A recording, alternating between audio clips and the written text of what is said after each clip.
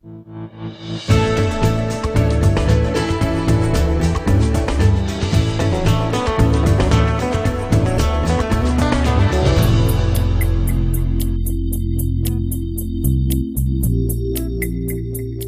microfotografías de fitoplancton, de diatomeas e dinoflaselados, o primeiro eslabón da cadea trófica mariña.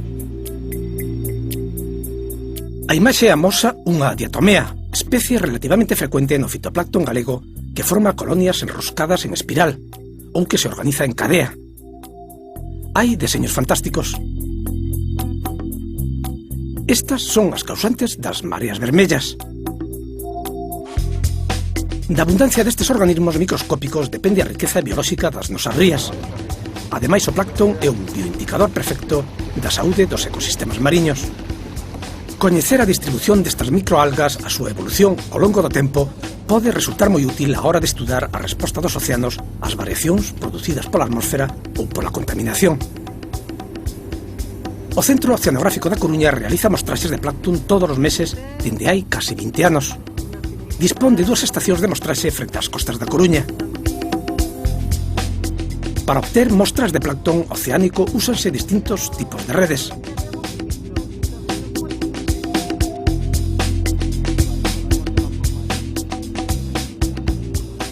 Con esta roseta de 12 botellas tómase mostras de auga a diferentes profundidades de forma precisa.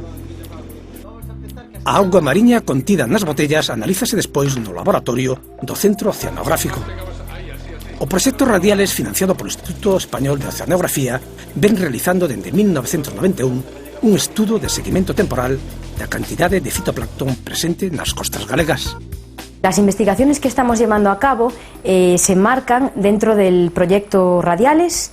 El objetivo general de este proyecto es comprender y caracterizar la respuesta de organismos marinos que viven en la columna de agua a lo largo del tiempo, y tanto en sus características oceanográficas como en las poblaciones de plancton, y especialmente aquellos factores y procesos que influyen en la producción biológica y que podrían alterar los ecosistemas marinos. Esta base de datos de fitoplancton é a máis completa e extensa de todas as existentes en España. É unha das máis importantes de Europa. Contén case 20 anos de recontos de fitoplancton procedentes das mostraxes mensuais.